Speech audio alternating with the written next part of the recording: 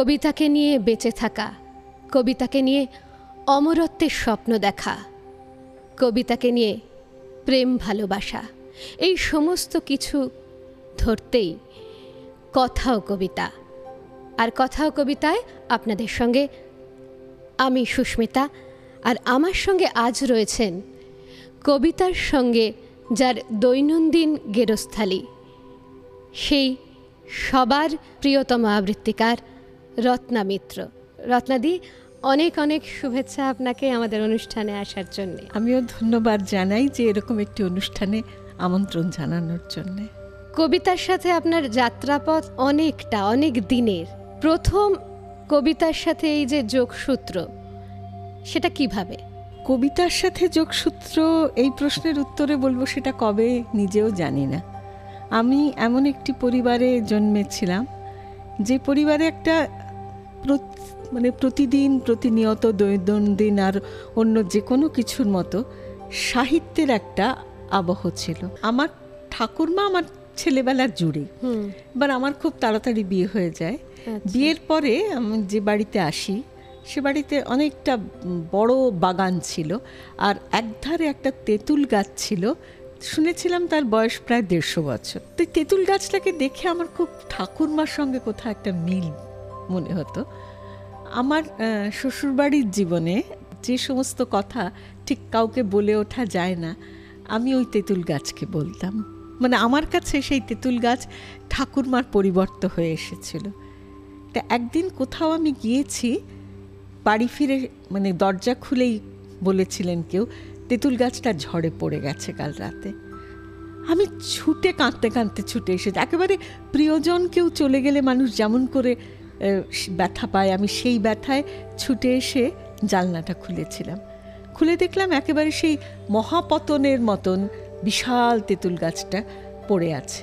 প্রথমে একেবারে how how করে কেঁদে ফেললাম, আর তারপরেই তাকিয়ে দেখলাম বিশাল আকাশ, যে আকাশকে তেঁতুল গাছের জন্য আমার এতদিন দেখা হয়নি। আর সেখানে অনেক রাধাচূড়া, কৃষ্ণচূড়া, হলুদে, লালে, আকাশের নীলে, সে এক অদ্ভুত ছবি। আর তক্ষুনি মনে হয়েছিল রবীন্দ্রনাথের লাইন, যাহার লাগি চক্ষু বুজে বহিয়ে দিলাম অশ্রু সাগর, তাহারে বাদ দিয়েও দেখি বিশ্বভুবন মস্ত ডাগর। বোঝাপড়া কবিতাটা একটু শুনি আপনার কণ্ঠে। হ্যাঁ, ওটা আমার জীবনবেদ বলতে পারো। প্রতিদিনের জীবনে চলতে গেলে রবীন্দ্রনাথের এই বোঝাপড়া কবিতার দর্শন আমাকে খুব সাহায্য করে। মনেরে আজ কহ যে, ভালো মন্দ যাহাই আসুক সত্যেরে লও সহজে। কেউ বা তোমায় ভালোবাসে, কেউ বা বাসতে পারে না যে, কেউ বিকিয়ে আছে, কেউ বা সিকি পয়সা ধারে না যে। কতকটা যে স্বভাব তাদের, কতকটা বা তোমারও ভাই, কতকটা এ ভবের গতিক, সবার তরে নহে সবাই। তোমায় কতক ফাঁকি দেবে, তুমিও কতক দেবে ফাঁকি। তোমার ভোগে কতক পড়বে, পরের ভোগে থাকবে বাকি। মানধাতারি আমল থেকে চলে আসছে এমনি রকম, তোমারই কি এমন ভাগ্য বাঁচিয়ে যাবে সকল জখম। মনেরে আজ কহ যে, ভালো মন্দ যাহাই আসুক সত্যেরে লও সহজে। অনেক ঝঞ্ঝা কাটিয়ে বুঝি এলে সুখের বন্দরেতে। জলের তলে পাহাড় ছিল, লাগলো বুকের অন্দরেতে। মুহূর্তেকে পাঁজরগুলো উঠল কেঁপে আর্তরবে। তাই নিয়ে কি সবার সঙ্গে ঝগড়া করে মরতে হবে? ভেসে থাকতে পারো যদি, সেইটে সবার চেয়ে শ্রেয়। না পারো তো বিনা বাক্যে টুপ করিয়া ডুবে যেও। এটা কিছু অপূর্ব নয়, ঘটনা সামান্য খুবই। শঙ্কা যেথায় করে না কেউ, সেইখানে হয় জাহাজ ডুবি। মনেরে তাই কহ যে, ভালো মন্দ যাহাই আসুক সত্যেরে লও সহজে। অনেকবার আমার এটা ব্যক্তিগতভাবে মনে হয় যেন রবীন্দ্রনাথ আপনার জন্য হয়ে গেছেন, এত অন্তরঙ্গভাবে উচ্চারণ করেন আপনি শব্দগুলো। রবীন্দ্রনাথ তো বাঙালির একজন অভিভাবক, মাথার উপরে কবিতার মাথার উপরে তো অবশ্যই আছেন। রবীন্দ্রনাথ ছাড়া তার পরবর্তী সময়টাকে যদি ধরি, আর কোন কবির কবিতা আপনার ভীষণভাবে আমাকে অন্তরঙ্গভাবে উচ্চারণ ভীষণভাবে করতে ইচ্ছে করে? আমার জীবনের একটা অভিমুখ ঘুরিয়ে দিয়েছিল যার কবিতা, তিনি হচ্ছেন বীরেন্দ্র চট্টোপাধ্যায়। একটা ছোট্ট কবিতা, 4 লাইনের কবিতা, কবিতার নাম মানুষ।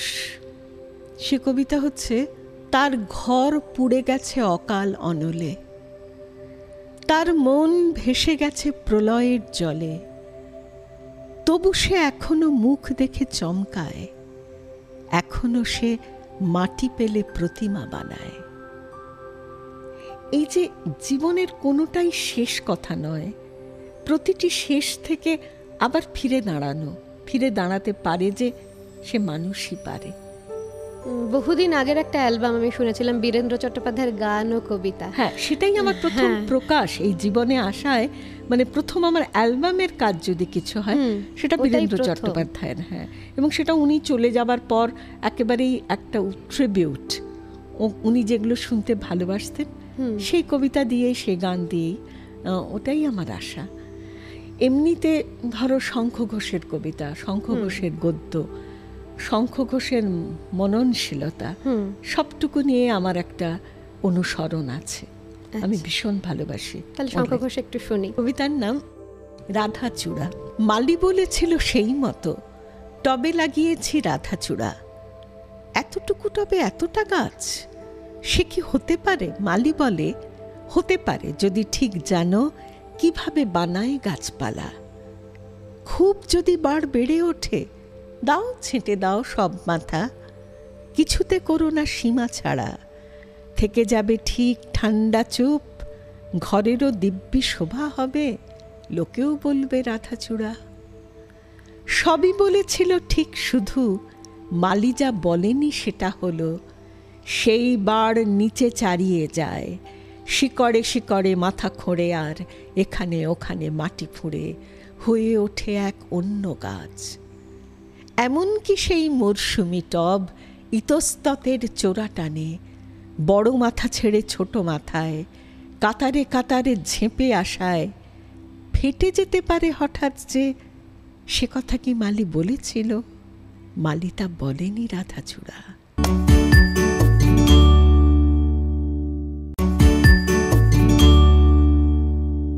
ফুল যেমন একটা সৌন্দর্যের প্রতীক, সেরকম কবিতার শৌখিনতা বা কবিতা মানুষকে ছোঁয়, সুন্দরবনের মানুষকে ছোঁয়, এরকম ধারণা আছে অনেকের। এরকম সুন্দরের আরাধনাকে নিয়ে যদি কোনো কবিতা শোনান এই মুহূর্তে। আমি মনে করি যে শুভ বোধ ভেতরে তৈরি হওয়া, এর থেকে সুন্দর কিছু হয় না। ওই যে আমারে ঘর বহু যতন করে, ধুতে হবে মুছতে হবে মোরে, আমারে যে জাগতে হবে, কি জানি সে আসবে কবে। এই যেমন আমি একটা বলি, ধরো আজকাল আমরা চতুর্দিকে সম্পর্কের ভাঙন দেখছি। হ্যাঁ, একটা কবিতা কি পারে দেখো, একটা কবিতা সেটা আপাতভাবে একটা গাছের কথা, কিন্তু সেই গাছের কথা কেমন যেন অদ্ভুত রূপান্তর নিয়ে তোমার ভেতরে চলে আসবে, তুমি ভাবতেই পারো এটা সম্পর্কের কথা। আমরা একটা সম্পর্ক শুরু করি, কেমন তো, কিন্তু সেই শুরুর পরে সেও যে আস্তে আস্তে বড় হচ্ছে, সেও যে আস্তে আস্তে লালন চাইছে, একটা শিশু যেমন লালন চায়, একটা সম্পর্ক শুরু হলে সেও তো লালন চায়, যত্ন চায়, মনোযোগ চায়। আমরা সেই মনোযোগটা দিই কি? সেরকম একটা কবিতা বলি, গাছ বলেছিল, অনির্বাণ দত্তের কবিতা। মাটি খুঁড়ে শ্রমে পুঁতেছিলে চারা, বলেছিলে গাছ ফল দিও, হাওয়া আর রোদ মেখে সারাদিন, গাছ বলেছিল জল দিও। গাছ চেয়েছিল জল আর সার, তুমি চেয়েছিলে পাতার বাহার, ডালপালা মেলে বড় হোক শুধু, বলেছিলে সেরা ফল দিও। গাছ বলেছিল জল দিও, জল দিয়েছিলে ঠিক ঠিক রোজ, সার পড়ল কি নিয়েছিলে খোঁজ, মালি দেখেছিল পোকা ধরল কি শক্ত গুঁড়ির তলটিও। তোমার অসাড়ে সার গেছে চুরি, খসে গেছে পাতা, ঝরে গেছে কুঁড়ি, ক্ষয়ে গেছে মূলটিও, গাছ বলেছিল জল দিও। আমরা যে কোনো মানে ক্লাসিক্যাল যাকে বলি সাহিত্য, সে সাহিত্য কম বয়সে পড়লে একরকম, সেই একই কবিতা একই সাহিত্য যখন আমরা অনেক পরিণত বয়সে পড়ি তখন তার বোধ একদম অন্যরকম, ম্যাচুরিটির জায়গাটা অন্যভাবে নিয়ে যায়। যেমন একটা বলি যে আজকে যখন পড়ি যে রবীন্দ্রনাথের ওই লাইন, সেটুকু তোর অনেক আছে, যেটুকু তোর আছে খাঁটি, তার চেয়ে লোভ করিস যদি সকলে তোর হবে মাটি। এক মনে তোর একটা রাতে একটি যে তার সেইটে বাজা, ফুলবনে তোর একটি কুসুম তাই দিয়ে তোর ডালি সাজা। যেখানে তোর বেড়া সেথায় আনন্দে তুই থামি শেষে, যে করি তোর প্রভুর দেওয়া সেই করি তুই নিঃস্রে হেসে। লোকের কথা নিসনে কানে, ফিরিস নে আর হাজার টানে, যেন রে তোর হৃদয় জানে হৃদয়ে তোর আছেন রাজা। একতারাতে একটি যে তার আপন মনে সেইটে বাজা। এই যে কবিতা, এই কবিতা আগেও তো পড়েছি, কিন্তু এখন বুঝতে পারি যে মানুষটি নিজের জীবনের কিছু নিয়ে খুব হীনম্মন্যতায় ভুগছে, অনেকের অনেক আছে আমার নেই, তার জন্য এই কবিতাটা কি অসীম শক্তি। এই বোধটা তো কবিতাটা তো কবেই ছিল, সে তো গান হয়েছে, তার উপরে সবই আছে, কিন্তু মনের জমিটা তৈরি হবে তাকে গ্রহণ করার জন্যে। আমার এটাও মনে হয় যে ভূমি স্তর নানান রকম থাকে, তো কবিতারও অভিধা লক্ষণা ব্যঞ্জনা থাকে। সেই ব্যঞ্জনার শিকড় যে কত দূর অবধি চলে যেতে পারে সেটা আমৃত্যু একজন মানুষের, সেই চর্চাটা তো থাকেই, চর্চা থাকে, তার সঙ্গে অন্বেষণও বোধহয় শেষ হয় না। হ্যাঁ, মানে এটাই হচ্ছে মননের চর্চা। একটা কবিতা আমি আবৃত্তি করছি, একটা কবিতা আমি মঞ্চে বলছি, ঠিক আছে, সে তো আছে, কিন্তু কবিতা আমাকে মননের চর্চা যখন বলছেন, মানে আপনি আছেন বলেই যেটা মনে হচ্ছে যে শুধু কবিতা নয়, মনের বিভিন্ন স্তরকে ছোঁয়ার কাজও আপনি করেছেন। তো কোথাও করছেন, কোথাও সেই কাজটা করতে গিয়ে কোনো কবিতার সাথে তার কোথাও একটা সেতু বন্ধন মনে হয়েছে, যে এই কবিতাটা মনের কাজ কারবার করার ক্ষেত্রে কোথাও একটা শক্তি যোগায় বা কোথাও একটা মেসেজ দেয়। আমি বলছি একদম তুমি যেখান থেকে শুরু করালে আমাকে, সেই কবিতাই তো সবচেয়ে বেশি দেয়, অসম্ভব বেশি এখানটা দেয়। আর আমি একদম একটা বলি, রবীন্দ্রনাথ ছেড়ে টেড়ে বলি, আমাদের আজকের জীবনে দেখো চলতে গেলে কত কম্প্রোমাইজ, প্রতিদিন প্রতি মুহূর্তে আমাদের কম্প্রোমাইজ করতে হয়। আর এই কম্প্রোমাইজ না আমাদের ভেতরে একটা ভীষণ যন্ত্রণাও দিয়ে যায়। কিন্তু কম্প্রোমাইজটা কত দূর, কত কি পর্যন্ত করব, আমি কতটা মানতে পারবো শুধু না, নিজের মেরুদণ্ডটা সেইটার কথা ভেবে, আমি তো মানুষ হয়ে এসেছি, আমি কি সরীসৃপ হয়ে যাব, আমি কত দূর কম্প্রোমাইজ করব। একটা কবিতা দেখো, ব্রত চক্রবর্তীর লেখা, কোথাও না কোথাও হাঁটু গেড়ে বসতেই হয়, নিজের উচ্চতা থেকে নিজেকে নামাতেই হয়, আলোর ঘরে যাবার আগে কালো দরজার অহংকার পেরোতেই হয়, কিন্তু খুব ঝুঁকে এসব ভালো নয়। খুব ঝুঁকে গেলে বিনয়ের কুঁড়ি ফুটে হীনম্মন্যতার ফুল। প্রিয় নারী দেখতে দেয় না তার শরীরের রোদ্দুর, টেবিলের সামনে গেলে কেউ এগিয়ে দেয় না বসার চেয়ার, প্রত্যেক খেলা থেকে ছিটকে ছড়িয়ে পড়া বল ডেকে কখনো বলে না এসো লোফালোফি খেলি। ঝুঁকে থাকা ভালো, কিন্তু খুব ঝুঁকে গেলে সমস্ত পৃথিবী ভাবে দিতে নয় কুড়োতে এসেছে। এই যে কথা, যে কতটুকু এই সীমাটা কোথায় হবে, সেটা আমাকে খুঁজে জানতে হবে।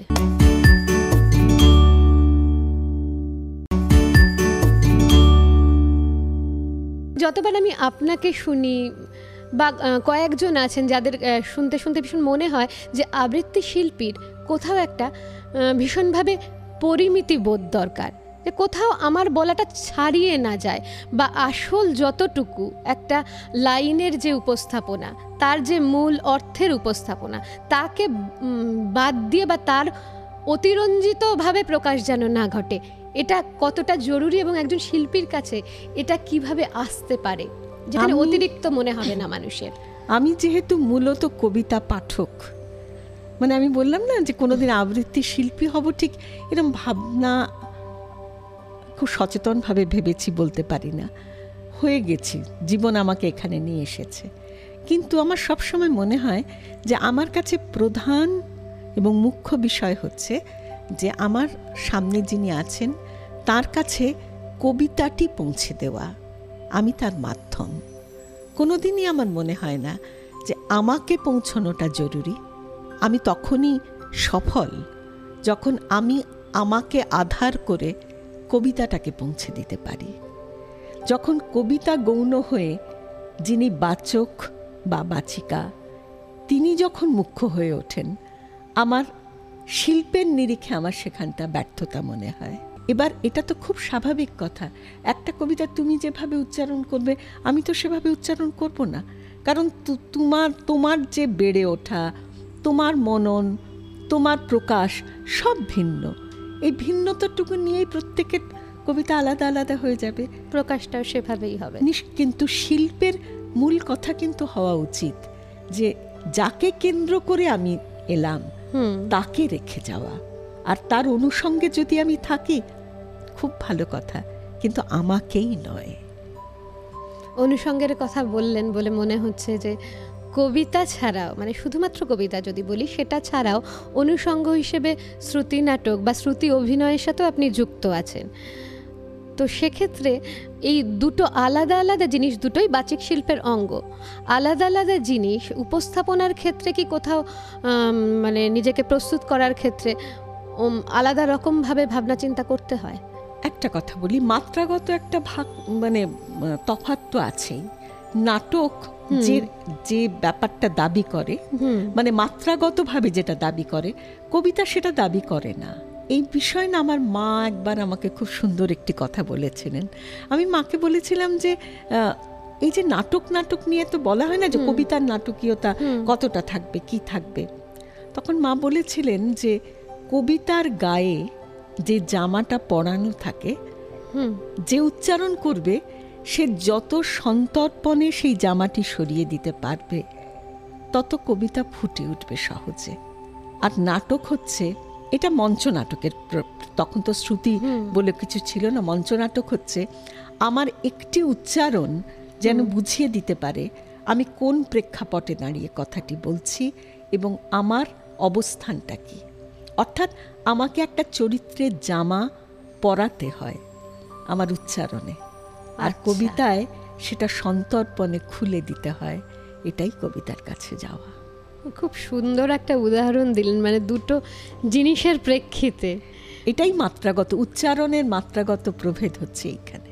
আচ্ছা, আমরা রবীন্দ্রনাথ শুনলাম, বীরেন্দ্র চট্টোপাধ্যায় শুনলাম, কল্লোল যুগের আরেকজনের কথা বলতে চাই একটু, সেটা হচ্ছে সুভাষ মুখোপাধ্যায়, যার কবিতা আমাকে ভীষণভাবে আলোড়িত করেছে একসময়, আজও করে, ভীষণভাবে করে। যেমন এক্ষুনি সুভাষ মুখোপাধ্যায়ের একটা কবিতা আমাকে খুব ভাবায়, সেটা হচ্ছে এ এক ভারী অদ্ভুত সময়, পুরনো ভিতগুলো যখন বালির মতো ভাঙছে, আমরা ভাই বন্ধুরা ঠিক তখনই ভেঙে টুকরো টুকরো হচ্ছে।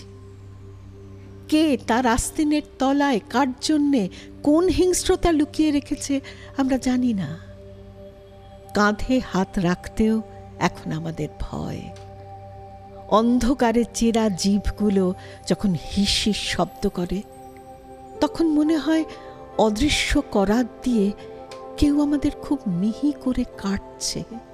যখন একসঙ্গে হাত মুঠো করে দাঁড়াতে পারলেই আমরা সব কিছু পাই, তখন বিভেদের এক টুকরো মাংস ধরিয়ে দিয়ে চোরের দল আমাদের সর্বস্ব নিয়ে চলে যাচ্ছে। কবিতাটা শুনতে শুনতে যেটা মনে হচ্ছিল যে কালোত্তীর্ণ কিছু ভাবনা, তার বোধহয় কোনো প্রভেদ হয় না। একদম এই যে সময়ের যে কথাটা এই কবিতায় শুনেছি, এই ভাবনাই কোথাও অন্যভাবে বলেছেন ঝড়ের খেয়ায় রবীন্দ্রনাথ।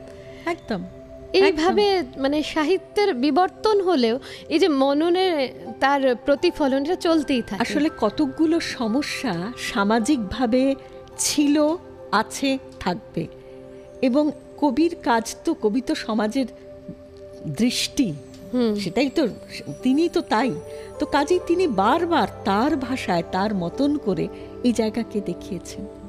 কবিতার সাথে উঠে আসছে আরও নানা দিক। আসলে কবিতা তো শুধু ছত্রবন্ধ শব্দ নয়, জীবনের একটা অঙ্গাঙ্গিক উপাদান। সময় যদিও আমাদের একেবারে শেষের পথে, শেষ করতেই হবে, ঘড়ির কাঁটা বলে দিচ্ছে সে কথা। শেষ করব রত্নাদির কণ্ঠে, রত্নাদিরই পছন্দের একটা কবিতা দিয়ে। একবার মাটির দিকে তাকাও, একবার মানুষের দিকে। এখনো রাত শেষ হয়নি, অন্ধকার এখনো তোমার বুকের ওপর কঠিন পাথরের মতো। তুমি নিঃশ্বাস নিতে পারছো না। মাথার ওপর একটা ভয়ঙ্কর কালো আকাশ এখনো বাঘের মতো থাবা উঁচিয়ে বসে আছে। তুমি যেভাবে পারো ওই পাথরটাকে সরিয়ে দাও, আর আকাশের ভয়ঙ্করকে শান্ত গলায় এই কথাটা জানিয়ে দাও, তুমি ভয় পাওনি। মাটি তো আগুনের মতো হবেই যদি তুমি ফসল ফলাতে না জানো, যদি তুমি বৃষ্টি আনার মন্ত্র ভুলে যাও। তোমার স্বদেশ তাহলে মরুভূমি। যে মানুষ গান গাইতে পারে না, যখন প্রলয় আসে সে বোবা ও অন্ধ হয়ে যায়। তুমি মাটির দিকে তাকাও, মাটি প্রতীক্ষা করছে। তুমি মানুষের হাত ধরো, সে কিছু বলতে চায়।